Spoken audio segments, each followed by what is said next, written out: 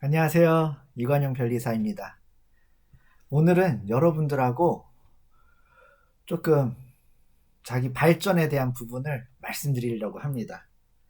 자기 발전이라고 하면은 뭐 다양하게 있겠죠. 자격증을 따는 것들도 있고 또는 뭐 상주의 학교 가자처럼 학교를 더 가는 경우도 있고 그 학교 말고 또는 정말 취미 활동을 열심히 하는 것들도 있고 그렇죠. 더더욱 지금 이 세상이 점점 뭐 챗 GPT 뭐 다양한 이 IT 기술이 발달하면서 더 이상은 공부만 잘해가지고 뭔가 성공한다? 이런 공식은 성립하지 않는 다양한 그 성공에 대한 통로가 열린 사회로 바뀌고 있습니다. 근데 안타깝게도 아직까지도 그 우리나라가 이 학력, 학벌, 뭐 이런 거에 대한 제한이 없다고 보기에는 어려운 세상인 것 같습니다.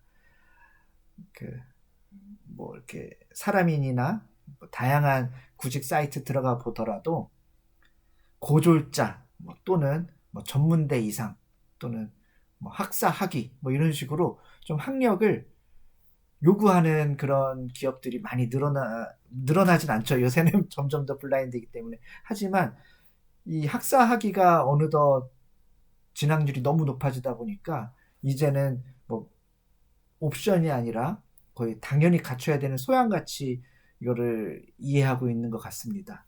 우리나라 교육 제도를 보면은 초등학교 의무교육이고 이제 중학교 의무교육이고 고등학교 이제 고등학교를 졸업할 때 이제 지금이 이제 졸업 시즌 이제 지나가고 있죠. 이제 3월 달부터 새 학기 이제 이런 것들이 시작하는데 아니면 사회로 진출하시는 분들 대학교를 졸업하게 되면 이제 학사 학위를 갖게 되시는 거고 전문대 요새는 좋은 전문대가 더 많이 있죠.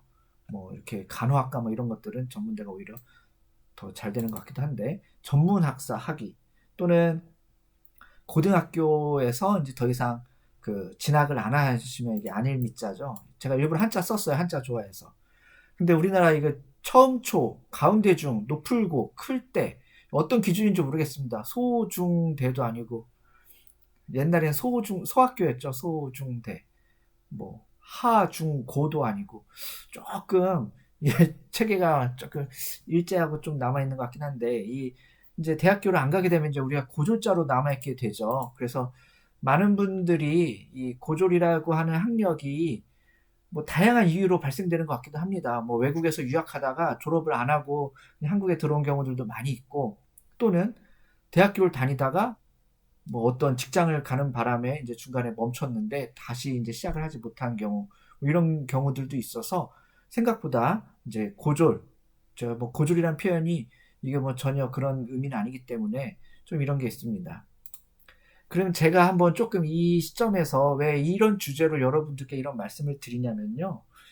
저도 나름대로 이 가방끈이라고 하면 가방끈이긴 한데 여러 가지 그 다양한 그 학업의 루트로 공부를 해봤습니다. 저 같은 경우에 고려대학교 전파통신공학과를 졸업해서 공학사 학위가 있고 한국방송통신대학교 줄여서 방통대 또는 방송대라고 하죠. 법학사 학위도 있고요. 저는 특허청, 원격학점은행, 지식재산학사 학위도 있고 뭐 이거는 자랑 같기도 한데 한국교통대학교 컴퓨터정보공학과 컴퓨터 석사입니다. 그리고 현재 아직도 공부의 끈을 미련이 남아서 못 놓았는지 지금 방통대에서 농학과 해서 공부를 하고 있습니다. 그래서 요거는 이제 제가 목표로 하고 있는 거겠죠. 어, 막 다양하게 요새 유튜브 같은 거 보면은 무슨 쌤, 뭐 무슨 플래너 막 이런 분들이 막그 여러 정보들의 결론은 결국은 네가 학사학위가 있어야 된다. 근데 학사학위는 어떻게 따냐? 학사학위 따려면은 학점은행제로 뭐 해야 되고 그러려면은 나를 통해 가지고 우리 뭐 어떤 평생교육원 뭐 이런 거에다가 이렇게 수업을 들으면 너 학사학위 나온다. 막 이런 식으로 모든 이게 도배가 돼 있는 것 같아요.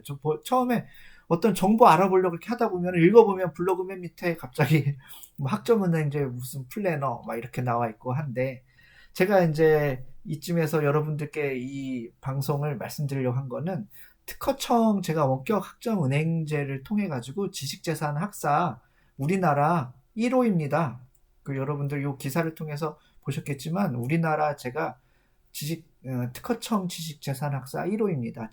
지식재산학사는 많이 있겠죠. 하지만 특허청이 운영하는 원격 학점은행제 여기 졸업생으로는 제가 그래서 좀 자랑을 여러 번 했어요. 그러면 원격 학점은행, 방통대학, 이런 것들이 워낙 이제 다양하니까 여러분들 좀 이제 혼동이 오실 겁니다. 일반 대학교를 포함해서 방송통신대학교, 방통대, 방송대 또는 야간에 대학 다니시는 분들, 야간대 또는 사이버대학교, 고려사이버대, 저도 고려사이버대 교수죠. 이런 경우에는 고등교육법에 따라서 이제 학위가 부여가 되는 거고, 이제 온라인상에 엄청 많은 이런 그 홍보, 이런 플래너들, 이런 사람들은 학점은행제, 평생교육원, 이거는 고등교육법이 아닌 평생교육법에 따라서 이제 학위가 발생되는 겁니다. 그러면 그 온라인상에 그렇게 홍보하는 분들은 그걸 왜 홍보하겠습니까? 그게 어떤 실적 수당이나 이런 것들이 나오겠죠. 그럼 실적 수당은 누가 주죠? 여러분들이 그 등록금 내는 거, 그 중에 일부를 수수료 같이 또는 이런 그런 식으로 가져가겠죠. 무료로 그런 걸 해주려고 하는 것 같지는 않습니다. 그래서 제가 특허청 원격 학점은행과 K무크라고 하는 요 두 가지 이 프로그램을 가져왔어요.